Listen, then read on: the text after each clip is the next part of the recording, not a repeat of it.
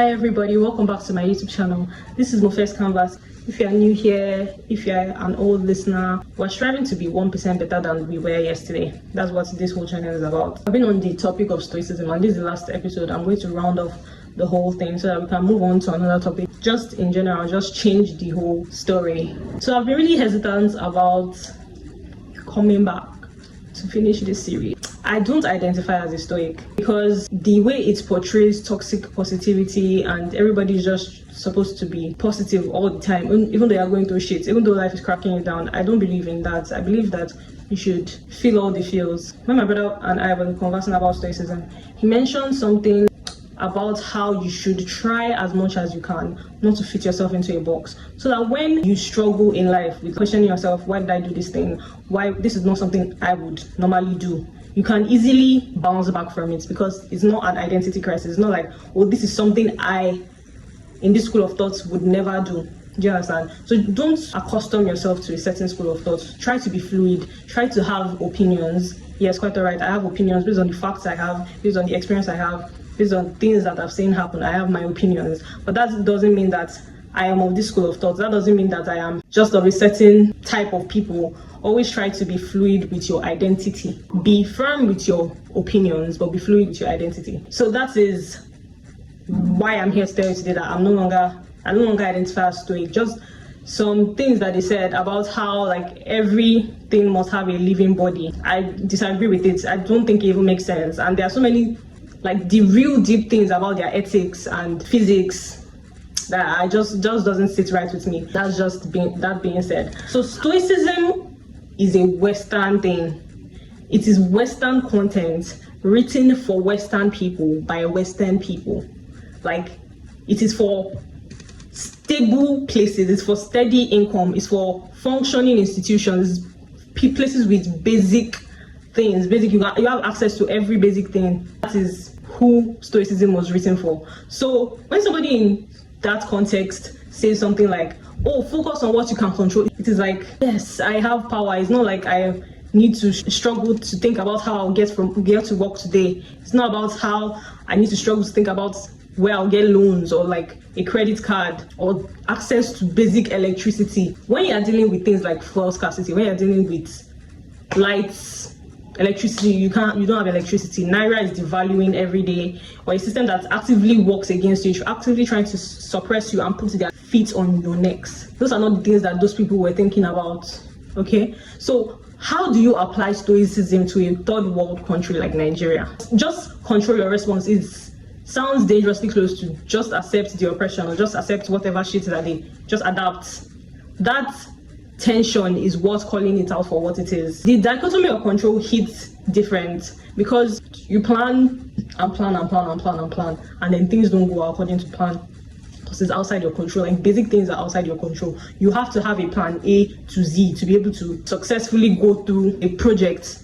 You think you have access to the basic things, but you don't. You have a backup generator, backup inverter, backup everything. And Epictetus is the most relevant stoic for this context because Marcus Aurelius was actually born into wealth. He was born into power. He was a powerful person, and Epictetus was a slave. Epictetus' entire philosophy was built around the question that what does freedom mean when the external world won't just give it to you? So his answer to that question is that your inner life, your inner mind, is the one unconquerable thing. So emotionally regulating activities such as journaling, reflection, negative visualization, they are not for pretending like things are fine. Like when things are not fine, we should call it out that these things are not fine. This is not okay. Like the amount of corruption and insurgency and insecurity and systemic frustration that we have is not fine. It is exhausting and it is giving you chronic stress every day, making you break out every day. These practices are actually meant to center you. They are tools for not letting a broken system break your mind. They're tools to energize you and center you and give you peace. Because if you say that you want to live to control everything, you would actually run mad. Yeah? So the stoic virtue of justice, which is treating other people with fairness and integrity, is now important in an environment like ours. Treating people with fairness and justice is that you don't normalize corruption, you don't normalize immoral things going on around you. You live by your own personal code of conduct, live by personal standard of living, even when the system around you is does not comply to what it's actually supposed to be. That is deep stoicism. Stoicism was never meant to replace systemic change. Our system is flawed, and stoicism does not replace the fact that our system is flawed in Nigeria. The Stoics themselves, especially Marcus, used their positions to reform institutions, and Epictetus didn't just tell slaves to feel free internally and just stay there. So accepting what you can't control is not the same as accepting injustice as a normal thing. Quietism is not stoicism. Quietism is you don't have opinions. You just take anything they say. You just take everything, make it sweet, add your own grain of salt. That is what quietism is. But stoicism, you're able to speak up, protect your inner world, and not just excuse everything that everybody around you does in the outer world. But I just wanted to round up this whole topic. I wanted to move on to something else that I could speak about. If you've learned something new or you've been reminded of something you already knew, make sure you like, comment, subscribe.